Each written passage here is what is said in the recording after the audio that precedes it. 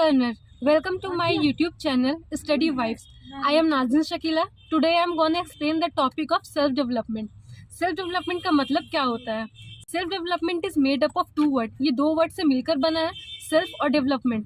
Self means the totality of knowledge of an individual about his or her personal attitude. जैसे कि इससे पता चल रहा है, सेल्फ का मतलब ये होता है जो इंसान खुद के क्वालिटीज़ पे ये ध्यान देता है कि उसका खुद का नॉलेज क्या है, खुद पे वो कितना ध्यान दे रहे हैं उस, और सबके बारे ये सब नॉलेज को होना चाहिए.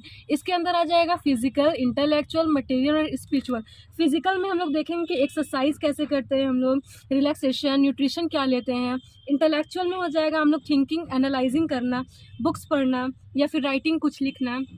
इमोशनल में हो जाएगा फीलिंग या फिर सोशलाइजिंग सर्विसेज. और स्पिरिचुअल क्वालिटी में आ जाएगा प्रेइंग, मेडिटेशन, जैसे कि योगा. हम लोग को भगवान पे खुद थोड़ा बहुत ध्यान नहीं मतलब बोल सकते हैं कि थोड़ा बहुत मतलब विश्वास है, इसका मतलब स्पिरिचुअल क्वालिटीज़ में आ जाएगा ये. अब आता है development. Development means to maintain और इंक्रीज. डेवलपमेंट का मतलब होता है मेंटेन खुद को करना या फिर अपने ऊपर जो फिजिक्स पे ध्यान दे रहे हैं उसको बढ़ाना. हम लोग किस तरीके से बढ़ा रहे हैं.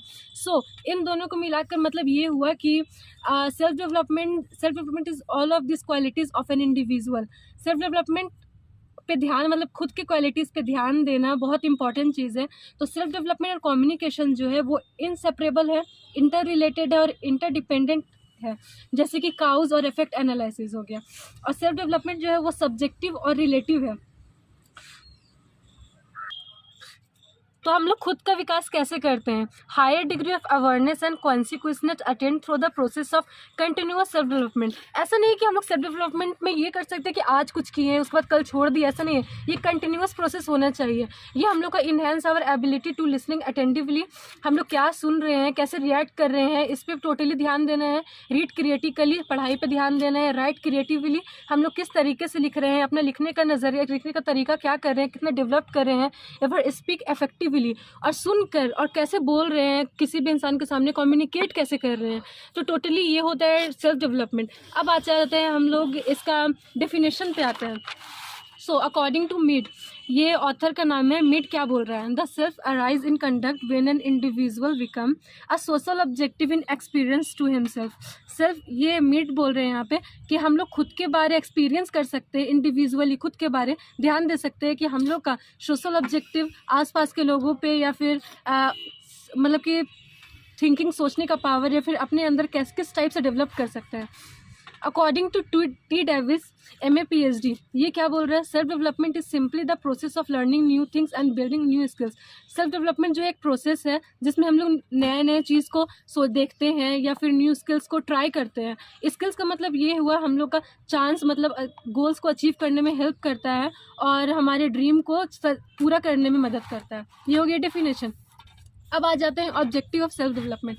यहाँ पे सेल्फ डेवलपमेंट का बहुत सारा ऑब्जेक्टिव है, just like this: development of positive attitude, development of harmonious personality, development of self esteem, development of personality, development of knowledge, development of good habits, development of cultural harmony, development of confidence, self confidence.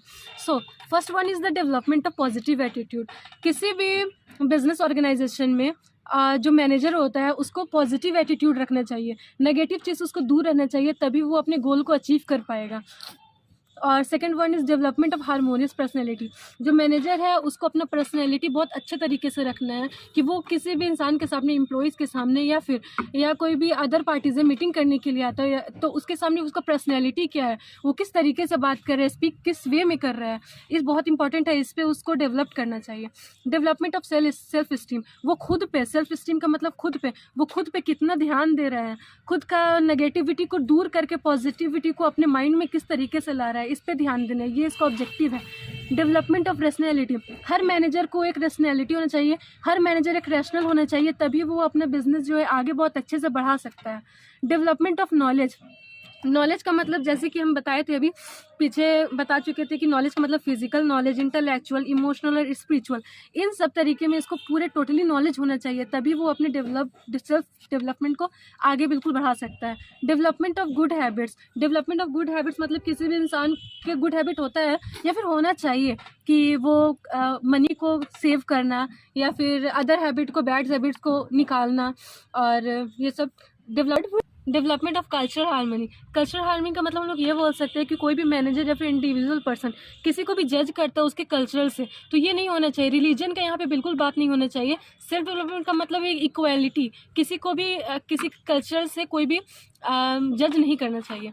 And last one is the development of self confidence. जो भी manager या फिर individual person है उसको self confidence रखना चाहिए और इन सब चीज़ों पे ध्यान दे के उसको अपना एक मोटिवेट या फिर गोल बनाना चाहिए कि किस तरीके से उसको अपना डेवलप करना है, अपने आप को इन्हेंस करना है, या फिर जो बिजनेस में काम कर रहे हैं वो एम्प्लॉयज़ को कैसे इन्हेंस करना है। सो ये हो गया ऑब्जेक्टिव ऑफ सेल्फ डेवलपमेंट। सो आज का टॉपिक जो है वो कंप्लीट हुआ सेल्फ डेवलपमेंट का। नेक्स्ट डे हम लोग इंशाल्लाह करेंगे SWOT एनालिसिस।